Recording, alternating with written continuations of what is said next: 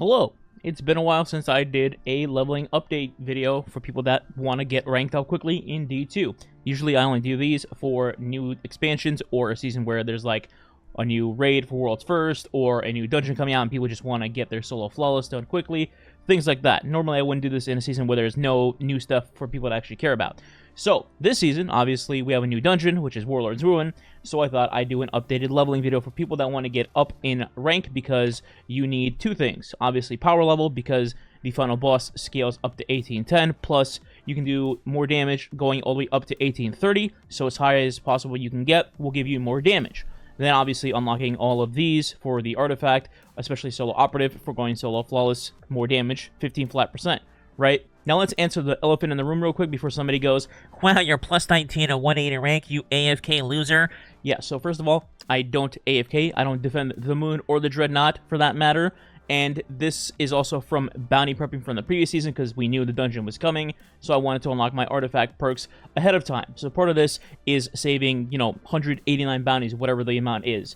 Now, the strategy I'm going to show you is not AFKing, and it's not no-lifing 8 hours a day, bounty grinding, etc. This is going to be a strat you can just do like 90 minutes out of the one day that you may play a week or every other day, whatever your schedule may be. It's very simple, it's not too time-consuming, and you can take your pace for as long as you want or as little as you want. So let's start at Riven. This season, obviously, Riven is the seasonal vendor, spoiler alert, and she has bounties. Now, normally you would think, oh, her bounties are probably tied to the Coil or Riven's Lair, and that's not exactly the case. Her daily bounties, outside of something like this particular one where it's a chest inside one of those activities, are actually doable anywhere. So, like, defeat targets with a kinetic weapon. Yeah, you get more progress in those activities, but you can technically still do it anywhere. Same thing with this, and same thing with this. So, what you normally would do is go here, pick up these daily bounties that you can do anywhere, and then move on.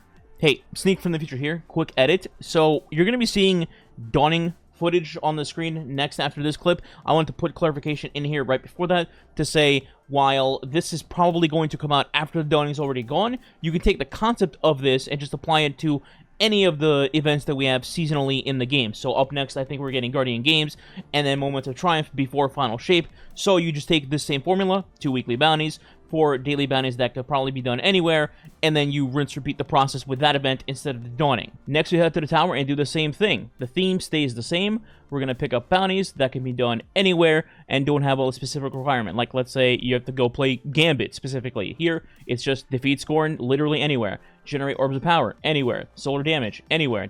Arc damage anywhere. You get the idea. You can also pick up these if you want. They're very easy to complete as weekly bounties and give a good chunk of XP. Additionally, these repeatable bounties are just baked cookies. So if you stack up enough Dawning Essence, you could pick these up too and just bake cookies and get free XP out of those too. Next up is Banshee. This is as generic as it gets for bounties. This is just 9 bounties at a time of defeat enemies with certain weapons. So here, you just try to stack up as many in one hole as much as possible. So for example, let's say we get bow kills here. Then we get repeatable bounties, and we get bows there as well. That's a 2-for-1 already. Then you see he wants kinetic weapon kills. So now you can just go to your collections, if you don't happen to have this weapon already, and go over here, pick out this kinetic bow. Bam, you're getting 3 bounties done for 1. And also, obviously, if you have a kinetic bounty from any other vendor at the same time, you're going to get those done as well. So it could be a 4-for-1 or a 5-for-1. Next up is Zavala. This is kind of annoying because this used to be so much better than it is right now. And Bungie kind of botched it up and tried to fix it, but it only fixed it halfway. So Zavala has bounties that can be done anywhere, or they have to be done in the Vanguard playlist specifically. It's so dumb, dude. This should just be in any strike at all. Whatever. Anyway, so Zavala has bounties that you can pick up that you can still do anywhere. So right here, defeat multiple combatants at a time with your super. You can pick it up and do it literally anywhere. It doesn't have to be Vanguard strikes. But if you want to go the extra limit and you happen to just like doing strikes anyway, you could pick up the Vanguard ones as well over here, and then pick up the 5 repeatables as well, stack those with everything else you've already picked up, and then go into a strike. But we have one more stop to make before we head over. Finally, we're going to stop by Fortnite. I mean, Shahan. So, this is the easiest vendor in the entire game for bounties, in my opinion. The bounties are so easy, you can even do the weeklies in a matter of minutes. This one is the only annoying one, really, just because you have to wait for public events. Other than that, it's incredibly easy.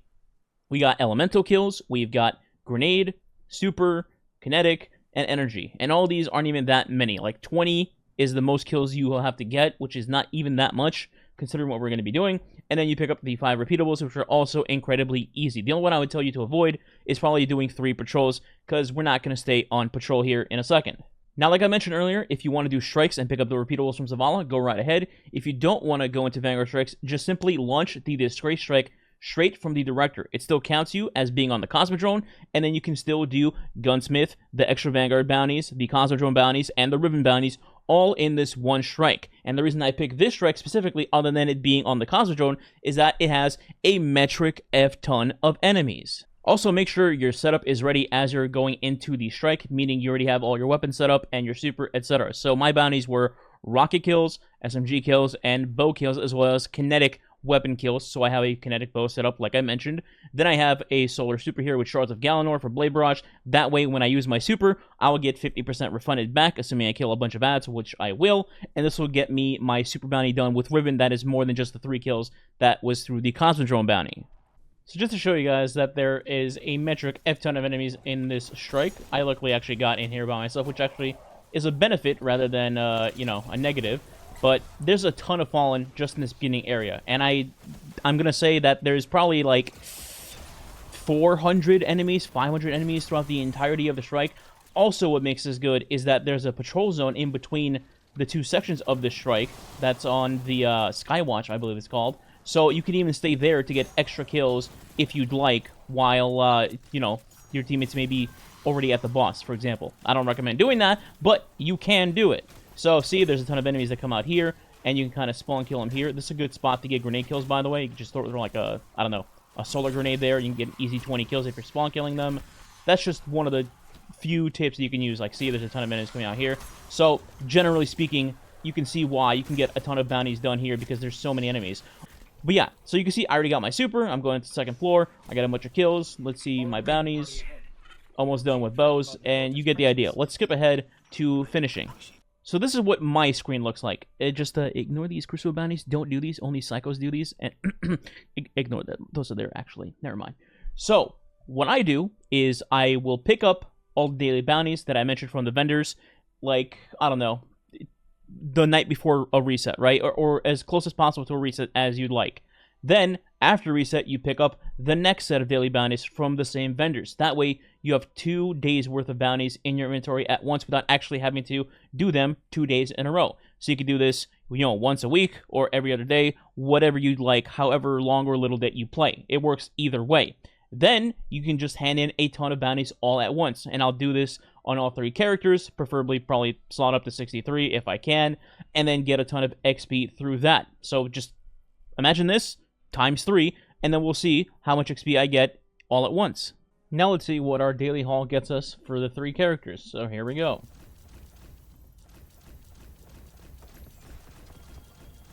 You'll hear a lot of dings, huh?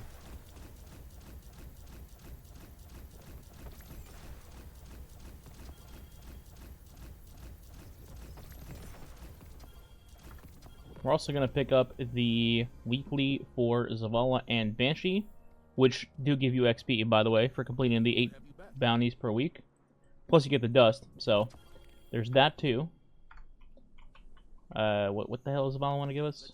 A gift box? Yeah, let's take that. Woo, 3 Dawning Spirit! Anyway. And then we go to Banshee, do the same thing. Now we're going to stop at what? 186? Yeah, almost 87. Alright, bear back. Character 2, here we go.